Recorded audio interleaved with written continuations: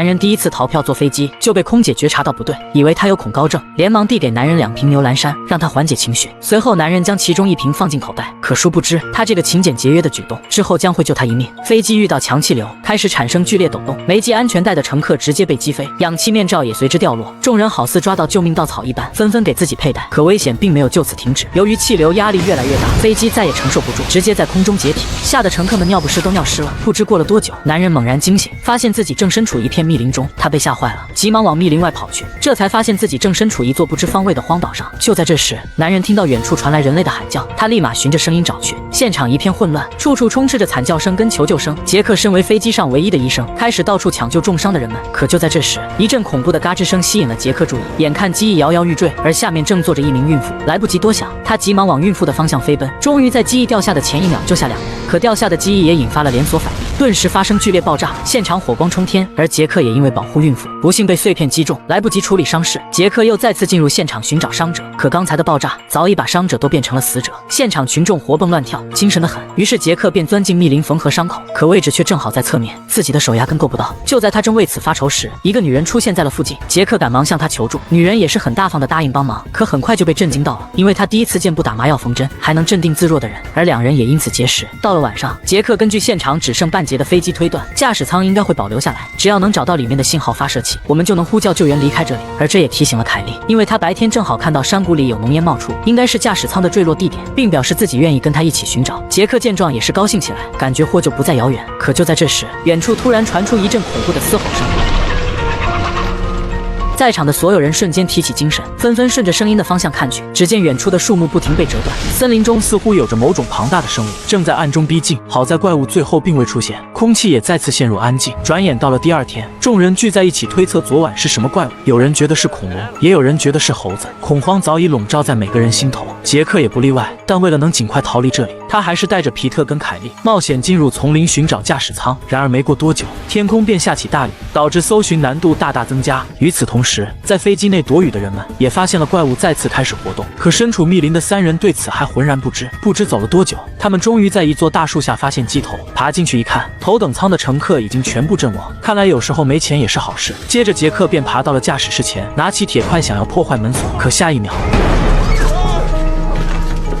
原来只是一具尸体。等情绪稍微稳定后，杰克爬进驾驶舱开始寻找信号器，不料机长却突然惊醒过来，着实把2人吓了一跳。确认不是诈尸后，杰克赶忙前去查看机长情况，好在只是有些脑震荡，并没有什么大碍。机长也向杰克说起飞机失事的原因，原来飞机在刚进入这片海域时信号就丢失了。为了保证安全，机长本想掉头返回，可突然就遭到一股神秘气流的攻击，导致飞机瞬间解体，之后自己便晕了过去。根据之前的数据判断，目前这里距离大陆最少有几千公里，救援队根本无法锁定我们的位置。听到这话的杰克跟凯莉彻底崩溃了。绝望之际，机长突然想起还有备用的无线电，可经过他一顿操作，却发现信号器已经损坏。事已至此，众人也只能先回营地再做打算。可就在这时，外面突然传来一阵诡异的叫声，飞机也随之开始晃动。众人被吓坏了，赶忙向窗户边看去。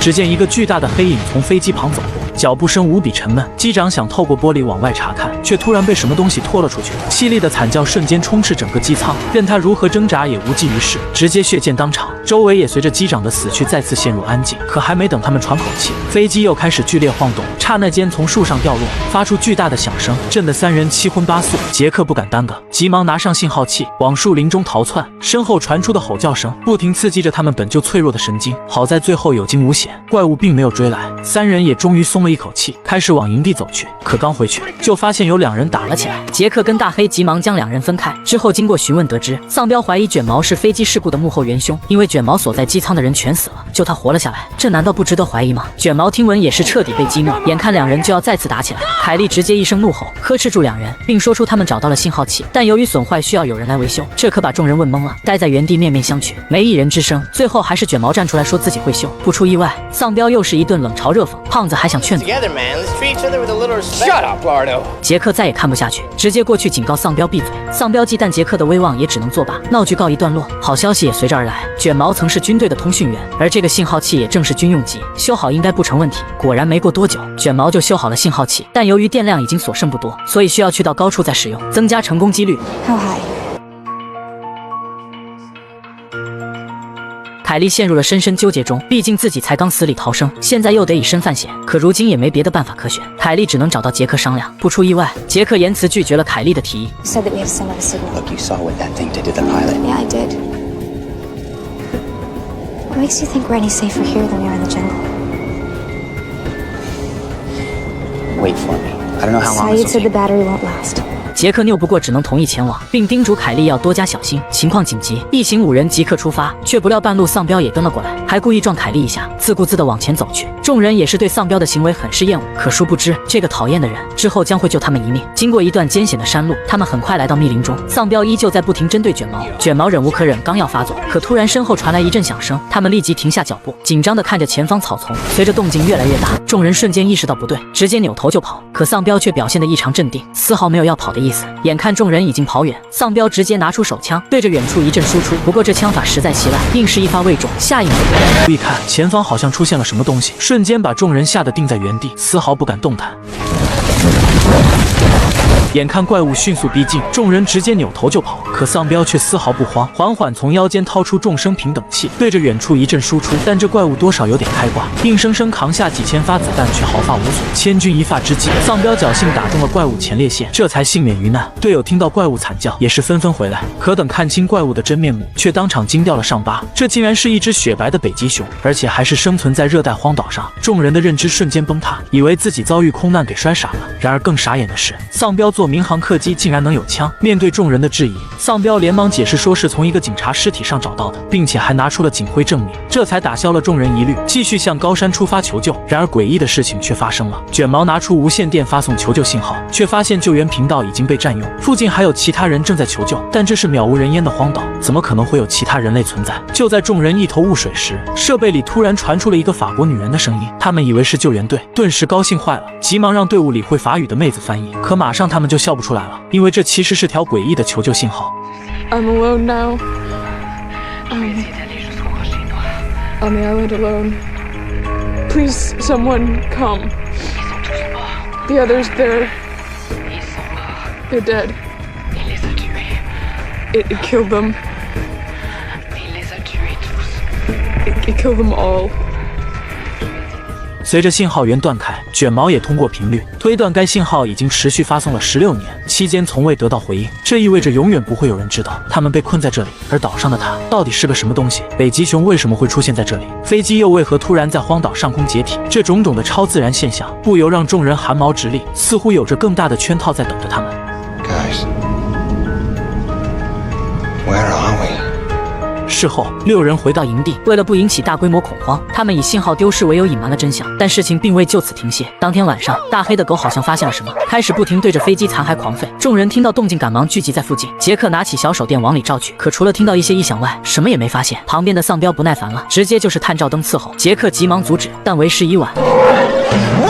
场面霎时间陷入混乱，众人就像老鼠见了猫一样疯狂逃窜，这可把野猪给吓坏了。他哪见过这场面，直接就撒丫子跑进密林，没了踪影。众人见状也是松了一口气，庆幸自己逃过一劫。但好景不长，新的麻烦又来了。飞机上储存的食物已经耗尽，胖子不满丧彪吃独食，还差点跟他打了起来。杰克连忙将2人分开劝阻，可治标不治本，恐慌的苗头已经出现，再不解决食物问题，人饿极了什么事儿都干得出来。就在他们为此焦头烂额时，突然一把飞刀射向丧彪身旁，众人被惊呆，纷纷往后看去。 We hunt. How'd you get that knife on the plane? Checked it. Okay, Mr. Locke, what is it that we're hunting? 光头表示我们可以抓野猪吃，并且为此制定了一系列计划，但丧彪认为是痴人说梦，仅凭一把小刀去制服数吨重的野猪，这不是耗子舔猫屁股送死吗？光头不想跟他解释，直接转身打开脚下皮箱，得意地看向丧彪。丧彪心里也是直呼卧槽。事不宜迟，3人即刻出发丛林寻找野猪踪迹。不知走了多久，光头好像觉察到什么，果断伸出手让2人停下，随后在一棵大树前发现了野猪活动的痕迹，并示意2人猎物就在前方，小心翼翼到达目标地点后，光头用手语指挥凯莉跟自己正面突击，大黑则从侧翼包抄，但这哥们很讨厌别人用手指他，于是下意识怼了光头一句，不料直接惊动了20兄，径直朝他们冲来。光头果断英雄救美闪到一点，可大黑就惨了。好在野猪没有继续攻击，大黑只是被撞伤个口子，不然不死也得残废。光头也是被吓得不轻。稍作休息后，凯莉提议先回营地休整再行动，但光头不想错过这次机会，他让两人先回去，自己独自去追捕野猪。凯莉认为太危险，大喊着想要阻止他，然而并无卵用，于是凯莉只能先带大黑回去。可走着走着，凯莉却突然停了下来，二话不说就开始脱裤子。男女进入树林，女人却突然开始解腰带，属实把黑子哥整兴奋了，眼睛嘎嘎往外冒火星子，十分期待要发生什么。可下一秒，女人却直接爬上树顶，开始测试荒岛信号。黑子哥也只能坐在地上暗自神伤。然而女人刚准备好仪器，前方就突然传出一声嘶吼，吓得他仪器直接脱手，砸中了黑子哥的小老弟。凯莉往前方看去，这才惊恐地发现怪物就在这附近活动，而不远处的光头对此还一无所知，继续搜寻着猎物踪迹。就在这时，前方草丛传来野猪动静。光头找准位置，迅速向前追击，可突然猪叫却变成惨叫，树木剧烈抖动，时不时还伴有嘶吼声传出。光头咽了咽口水，强烈的恐惧感涌上心头，一时间竟忘了逃跑。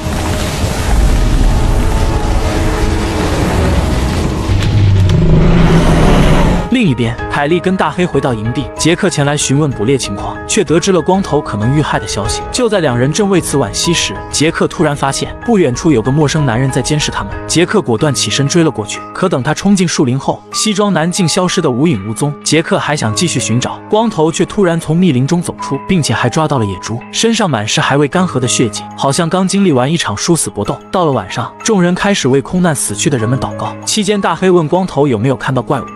No. 听到这样的回答，大黑也不再追问，只觉得光头愈发的不简单。目前食物问题是解决了，可飞机上储存的淡水也即将耗尽。就在杰克正为此烦躁时，西装男又再次出现，但这次与以往不同，西装男并没有凭空消失，而是待在原地一动不动。杰克小心翼翼地靠近，想知道对方究竟是谁，可等看清男人面容，却直接被吓得瘫倒在地，满脸不可思议，因为这竟是自己刚死去不久的父亲。Dad?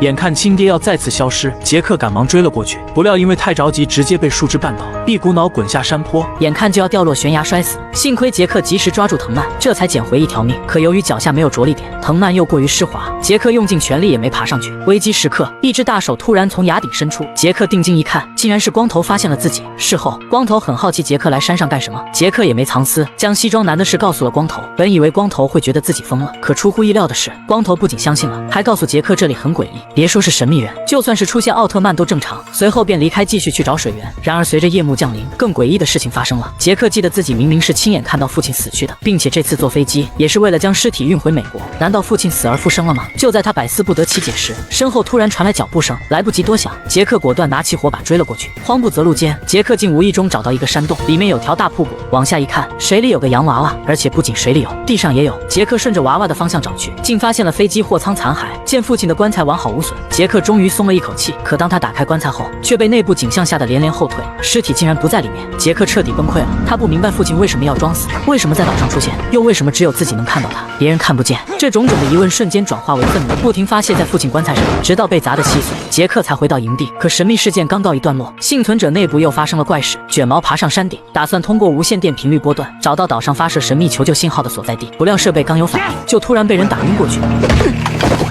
可奇怪的是，凶手并没有继续伤害卷毛，而是将信号器毁掉便离开了现场。根据已知的线索，卷毛推断应该是有人不想离开荒岛，才唯独破坏了无线电。可究竟是哪个损种又无从考究，案件也只能先搁置起来。但寻找信号源的事情不能等，于是卷毛告别了众人，打算冒险在岛上徒步寻找。不知走了多久，卷毛在沙滩边休息时，突然发现不远处的沙子里竟然埋着一节钢丝绳。卷毛急忙将绳子拔出来查看，却发现其中一头竟诡异地通向海里，让他顿时有些摸不着头脑。可不料往上一抬，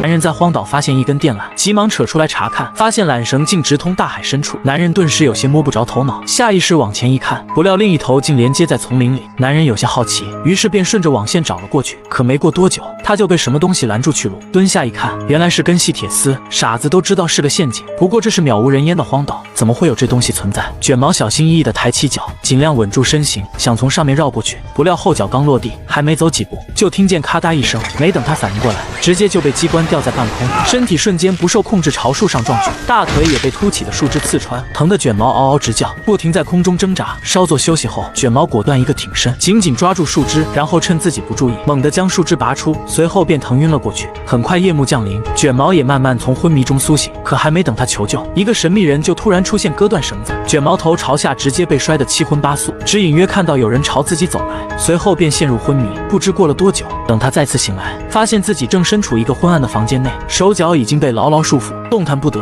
耳边不断传来女人的提问声，让卷毛有些不明所以，于是下意识说自己不知道，不料竟激怒了女人，直接10万伏高压电伺候。卷毛被电怕了，急忙解释说自己是空难的幸存者，为了寻找一个发射16年的求救信号才来到这里。16 years. Has it really been that long? Yeah. You just happened to hear my distress call? I know what you are. 说罢，直接一枪托打晕了卷毛。等他再次醒来时，女人也渐渐冷静下来，跟卷毛聊起了天。无意中，卷毛突然发现，他好像很在意一个坏掉的音乐盒。为了能换取女人好感，卷毛主动提出要帮他修好。不料女人没按套路出牌，竟然直接起身从柜子里取出注射器，将针头用砂纸打磨锋利，接着又抽干一瓶千年奥利给，当着卷毛的面生生扎进皮肉，差点把他爽到原地升天。几个小时后，卷毛从睡梦中醒来，直接被吓得一个机灵。眼前的女人连忙道歉，表示自己并无恶意，只是想给你换个位置，方便修理音乐盒。卷毛见女人气势有所下降，腰杆子也硬气了，威胁女人必须先坦白事情的来龙去脉，不然休想自己帮忙。没办法，女人只能将原因娓娓道来。她其实是一名科考队员，在海上执行任务时遭遇了暴风雨，船只不慎触礁，搁浅在这座荒岛上。由于船体损毁严重，所以只能先定居这里，向外界发送求救信号。 You're distressing. The message I heard. You said it killed them all. 听到卷毛的话，女人好像想到什么恐怖的事，神情紧张地说道：“岛上有个地方叫黑岩，那里生活着带菌者。” Who were the carriers? 女人说是其他人，可当卷毛问她亲眼见过吗，女人又说自己没见过，只是偶尔能听到些说话声。听到这里，卷毛彻底明白了，女人恐怕是独处太久产生了幻觉，于是便不再多问，专心帮女人修好音乐盒。期间他也留了一手，没有把螺丝刀交出去，打算找个机会逃跑。可他没想到的是，机会竟然来得这么快。就在女人抱着音乐盒高兴时，周围突然传来一声嘶吼。Where are you going? If we're lucky, it's one of the bears. If we're lucky. 说罢，女人便拿起猎枪准备迎战。 Might be that thing out there. The monster. There's no such thing as monsters. 等女人离开后，卷毛迅速用螺丝刀打开锁链，接着便拿走小岛地图跟所有数据资料，背上猎枪往树林中逃窜。不料却被返回的女人觉察到动静，直接举枪往卷毛所在位置走去。千钧一发之际，幸好卷毛提前绕到了对方身后。 Put the gun down, Daniel. 然而面对卷毛的威胁，女人不仅没有照做，反而缓缓抬起了猎枪。 Don't. 本以为女人会血溅当场，不料下一秒。 原来女人早知道那把枪里没有子弹，刚才那么严肃只是为了节目效果。可尽管卷毛动了杀心，女人也没有要伤害他的意思，因为她实在太孤独了，一个人在岛上生活了16年，连个说话的人都没有。卷毛想邀请她回营地，女人没有说话，只是最后感受了一次同类气息，便起身准备离开。临走前，女人给卷毛留下几句话 Your people, the ones you're determined to get back to. Watch them closely. 这番话听得卷毛一头雾水，忍不住起身询问为什么。 Alex was my child. 卷毛立马意识到大事不妙，顾不上腿上有伤，直接光速往营地方向赶去。可不料意外还是提前发生了。这个孕妇一觉醒来，竟发现肚子里的孩子不翼而飞，耳边不断传来的婴儿哭声，让孕妇感到很疑惑，于是便顺着声音找了过去，却在半路遇到一个光头在占卜，他的眼睛没有眼白，看起来十分恐怖。可女人不仅不害怕，还直接无视他，继续往传出哭声的地方走去。很快来到一个婴儿车附近，而哭声正不断从白布中传出。女人有些害怕，但为了能搞清楚孩子去向，她还是鼓足勇气将白布掀开，不料里面竟是一堆碎肉。女人顿时被吓得魂飞魄散。皮特听到尖叫，急忙赶来，不料安娜早已失去理智，开始疯狂攻击周围的人。好在皮特及时安抚下来，本以为是做了噩梦，可低头一看，手上血迹却依旧存在，空气中瞬间弥漫出诡异的气息。转眼来到第二天，医生杰克给安娜检查手掌，原来是拳头握太紧，指甲刺入皮肉才导致出血，真是虚惊一场。然而事情并没有这么简单。当晚，孕妇还在熟睡，就突然遭遇袭击，肚子上一阵刀光剑影，众人被惨叫声惊醒，急忙往安娜附近聚集，却发现周围什么东西都没有。安娜说刚才有人拿刀捅她肚子，可杰克掀开开衣服一看，却发现肚子并无伤痕。杰克认为安娜是得了产前焦虑症，所以就没当回事，并提出用镇定剂治疗，不料却直接激怒了安娜，认为杰克不信任自己，于是便收拾东西离开了山洞。皮特得知消息后，急忙追去劝解，